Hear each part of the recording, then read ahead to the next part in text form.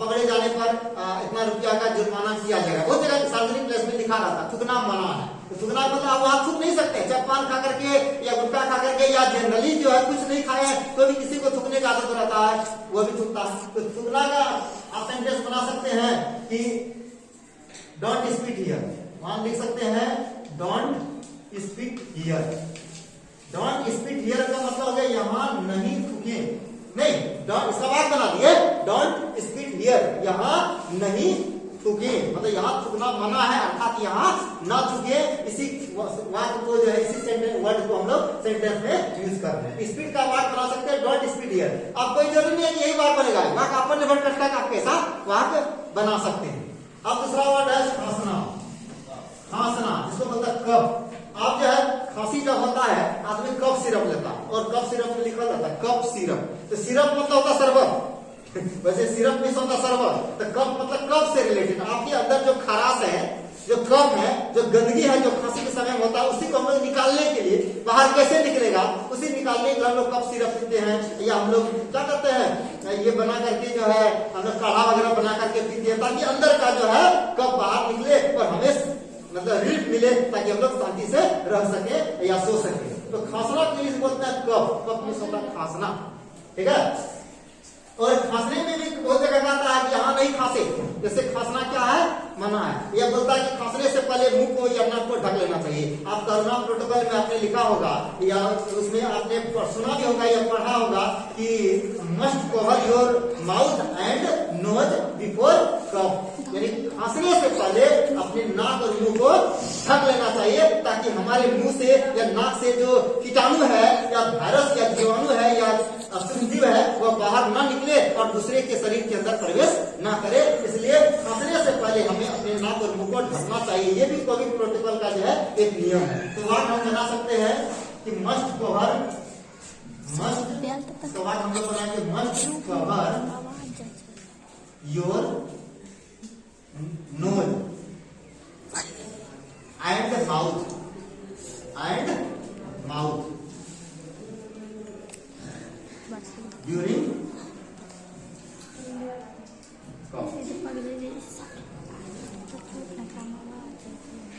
देखिए आज इसका वाक्य क्या बन गया कि must cover your nose and mouth. अपने नाक और मुंह को जरूर ढको।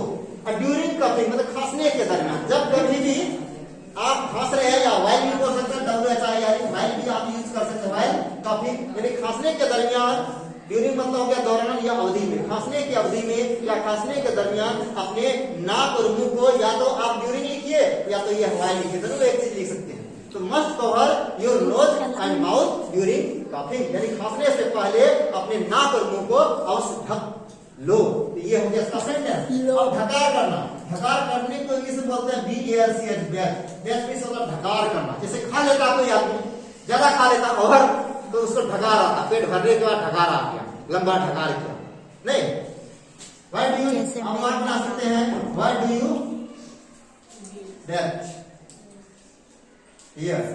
आप यहाँ ढकार क्यों करते हैं, आप यहाँ ढकार क्यों, जाइए उधर ढकार कीजिए। हम लोग बैठे हुए हैं, ढकार मत कीजिए। स्मेलिंग भी करता ढकार के दरमियान, गंद भी करता है। नहीं, कोई मान लीजिए स्प्राइट पी लिया, ड्रिंक ले लिया, तो ड्रिंक पीने वाला आदमी ढकार करेगा तो सेंट उसी चीज का स्मेलिंग आएगा, तो बदबू आएगा। तो आप कहेगा जाइए उधर ढकार करते यहाँ आकर, ऐसा भी होता है। तो ये भी अच्छा चीज नहीं है। तो व्हाई डू यू बैथ हियर, आप यहाँ क्यों ढकार करते हैं, जाइए उधर कीजिए। नहीं, इसके बाद स्नीज, इसको छींकना बोलते हैं, छींकते हैं हम लोग। नहीं, तो छींकना का मतलब हो गया, छींकने का बहुत सारे काम हो सकता है। छींकना के लिए बोलते हैं टिकर, नहीं इसको बोलते हैं स्नीज, SNEEZ, स्नीज मींस होता है छींकना। इसको भी बना सकते हैं हम लोग, यहां नहीं छींके, प्लीज डोंट बोल सकते हैं, please don't sneeze here, please don't sneeze here, कृपया यहाँ नहीं क्या करें, छींके। छींकना मना है, बोलते रहता छींकना मना है। कोविड प्रोटोकॉल में सुने होंगे छींकना मना है, पकड़े जाने पर जो है उस पर जुर्माना किया है, क्योंकि छींकने से भी हमारे अंदर की कीटाणु बाहर निकलते हैं और वह कीटाणु किसी दूसरे व्यक्ति के शरीर में प्रवेश कर जाता है श्वसन के दरमियान। इसलिए छींकने से पहले भी हमें नाक को ढकना चाहिए। इसलिए कहता है कि we should must cover our nose and mouth with mask, no if handkerchief and tissue paper is available, तो we should must cover our nose and mouth, क्योंकि नाक से छींकते हैं हम लोग और मुंह से खांसते हैं, तो नाक को ऐसा चीज से ढकिए, जैसे मास्क बनता है तो नाक में ढक गया और मुंह भी ढक गया। आप छींकिए या खांसिए, दोनों स्थिति में आपके अंदर का कीटाणु बाहर नहीं निकलेगा। तो नाक को भी ढक लेना चाहिए और मुंह को भी ढक लेना चाहिए। तो इसका सेंटेंस बना सकते हैं, प्लीज डोंट स्नीज हियर, कृपया यहाँ नहीं छींके। अंगेठी करना, अब अंगेठी करने का मतलब हो गया क्या होता है, हाथ में लोग क्या करते हैं, सीधा करता है, उसको कहता है अंगेठी करना। नहीं, जम्हाई करना है ना, एक अलग चीज है। अंगेठी करना को ही हम लोग उवासी करना, ये बिल्कुल सही था, उवासी, जिसको बोलते हैं यौन। यौन मतलब अंगेठी करना। आप सो कर उठते हैं, नहीं, सो करके जब आप उठते हैं तो आपको क्या होता है, अंगेठी आता है। सो करके बैठे हाथ को सीधा करना ऐसे, तो ये हुआ अंगेठी करना। अंगेठी करने का मतलब हो गया, आप सो करके बच्चा सब या आप लोग उठते हैं, दे हाथ सीधा करते हैं, दे हाथ अपना क्या करते हैं, सीधा करते हैं, उसी को कहते हैं यौन। 1 2 3 यौन। अब अपने आप से पूछते हैं कि हम लोग क्यों अंगेठी करते हैं, इसके पीछे क्या कारण है। तो हमको वाक्य बनाना है, क्योंकि आंसर प्राप्त करने की जरूरत नहीं है, हमको सेंटेंस बनाना है, इस वर्ड का हम लोग को यूज कर देना। व्हाट डू यू यौन। अब अंगेठी क्यों करना है, what is the cause behind it, इसके पीछे क्या कारण, जो भी कारण हो हमको कारण को जानने की जरूरत नहीं है, बल्कि उस शब्द को वाक्य में क्या कर देना है, केवल प्रयोग करना है, क्योंकि वाक्य नहीं बनाना है, क्योंकि इसके पीछे वैज्ञानिक कारण का पता नहीं लगाना है। अंगेठी करने के पीछे वजह को हमको जानने की जरूरत है नहीं, केवल उस सेंटेंस को यूज कर देना। अब अगला वर्ड है खर्राटे लेना। बहुत सारे लोगों का आदत होता है खर्राटे लेना, सोएगा ऐसे लंबा लंबा क्या लेगा, खर्राटे लेगा। ये खर्राटे लेना का इंग्लिश होता है स्नोर, SNOR, स्नोर मींस खर्राटे लेना, आवाज के साथ इतना खर्राटा लेगा, शरीर क्या करेगा, अप डाउन करेगा। ये स्नोर, स्नोर मींस खर्राटे लेना है।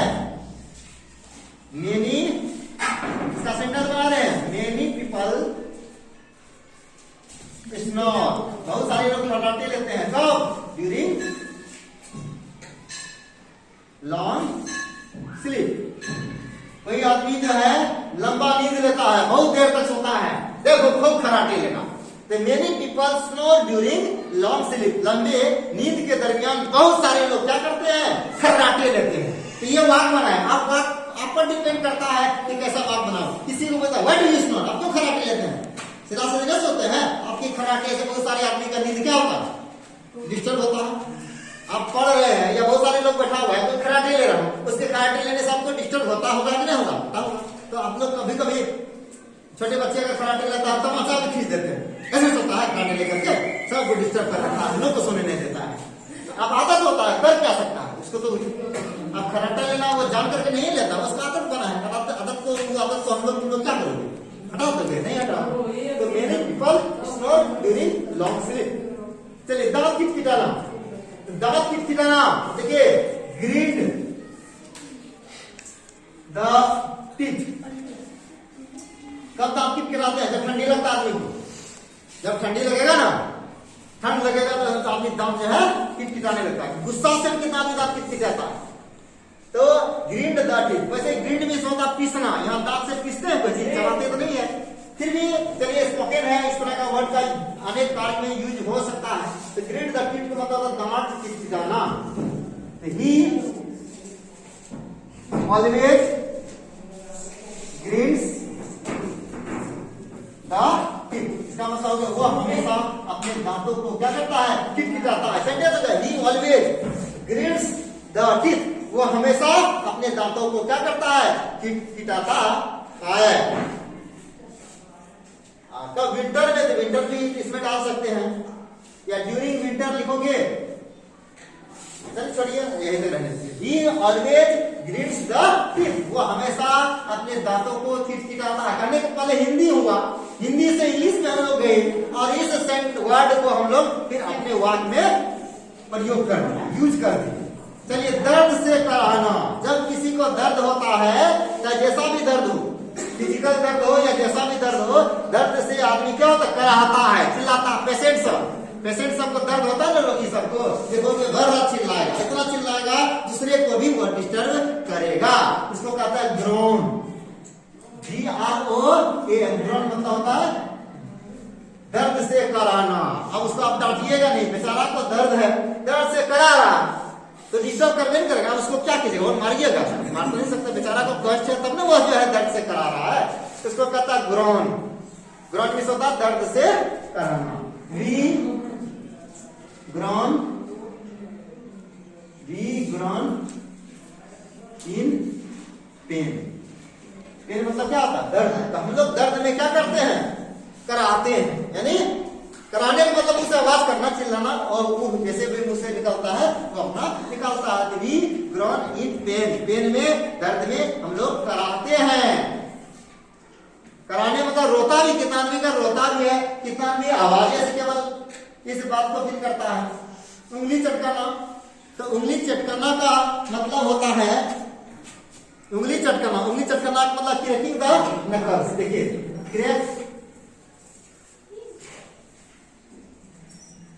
Crack the knuckles, crack the knuckles. जैसे हम लोग कभी कभी क्या होता है, क्रैक में से होता है फोड़ना, वैसे होता है क्रैक में से होता है फोड़ना। तो फोड़ना का मतलब क्या, कोई चीज हम लोग क्रैक कर देते हैं, फोड़ के देते हैं, नहीं, दीवार भी कभी कभी क्रैक हो जाता है, फट जाता है वो क्रैक। तो यानी उंगली को फाड़ना नहीं है, तोड़ना नहीं है, तोड़ करके अलग नहीं कर सकते हैं, आवाज कर सकते, उससे आवाज निकलेगा। इसको कहता है crack the knuckles, crack the knuckles. किसी को क्या होता है, उंगली फोड़ने का आदत होता है, देखो इट इज आवर, देखो it is our habit, it is our, बहुत आदमी कहता है बैड हैबिट है, बैड हैबिट लिख दिए, यह हमारा गंदी आदत है। कौन सी गंदी आदत, क्रैक द नकल्स। कितना आदमी आदत रहता नहीं हो, नहीं हो, दाव रहा, फोड़ रहा है, नहीं, it is our bad habits, ये हमारा गंदी आदत है। कौन सी आदत, क्रैक द नकल्स। अब कोई जरूरी नहीं है कि गंदी आदत ही है, तो ये सब ही फोड़ना भी चाहिए आदमी को। इससे क्या होगा, आपका शरीर में रिलीफ मिलेगा, थक करके आते हैं, नहीं तो आप जो है उंगली फोड़ करके क्या होगा, शरीर को थोड़ा रिलीफ देते हैं, नहीं शांति मिलता है इससे। चलिए गुदगुदी लगाना, गुदगुदी लगाना इंग्लिश बोलते हैं सीके, TICKLE, टीके मीन्स होता है गुदगुदी लगाना, है तो लिखेंगे should not, we should not tickle others,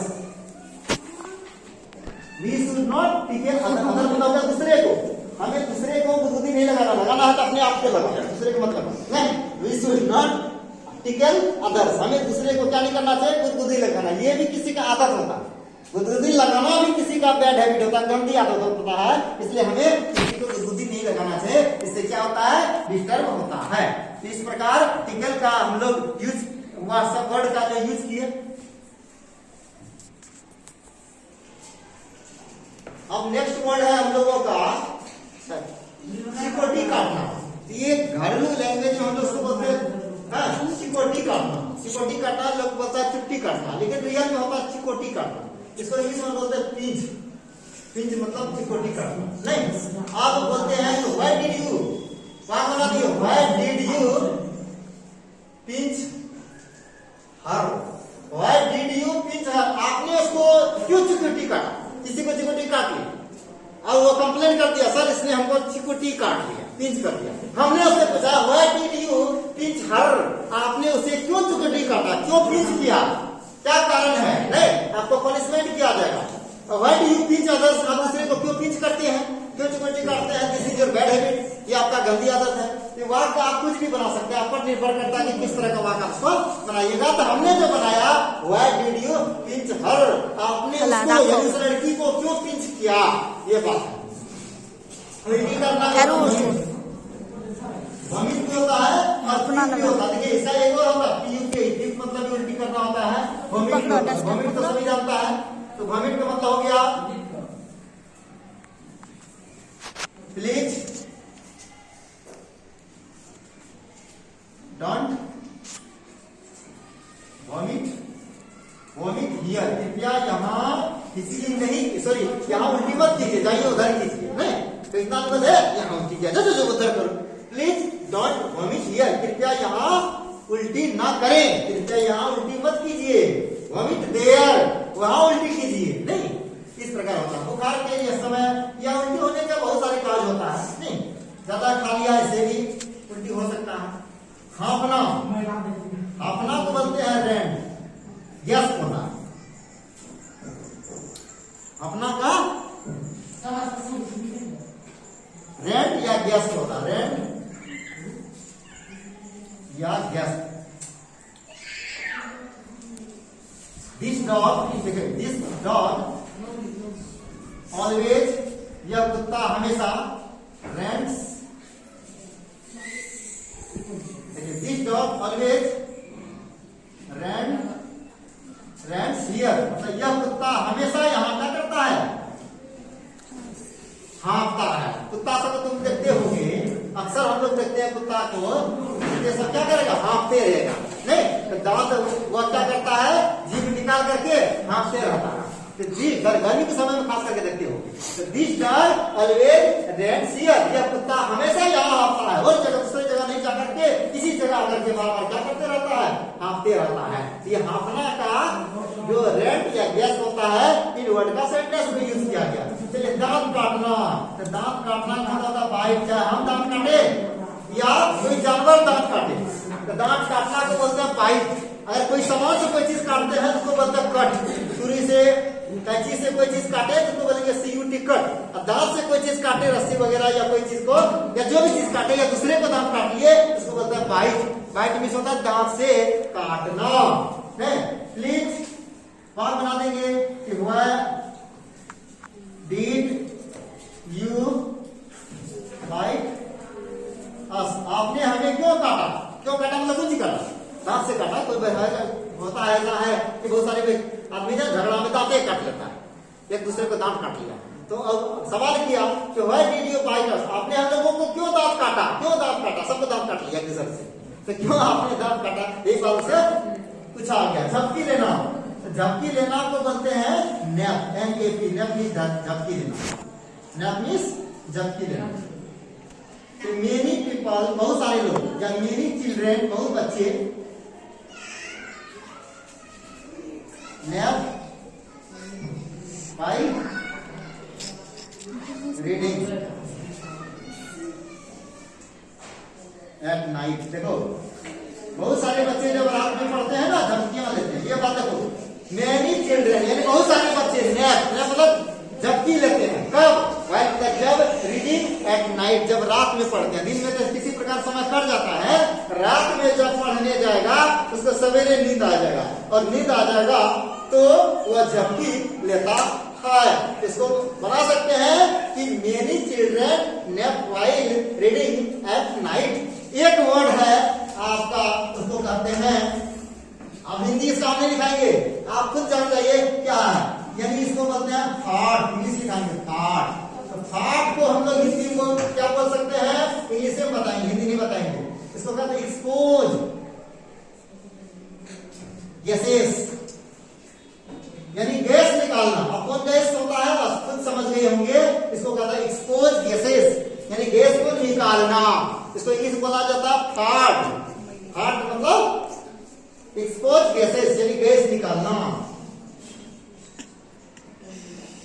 Why did you fart?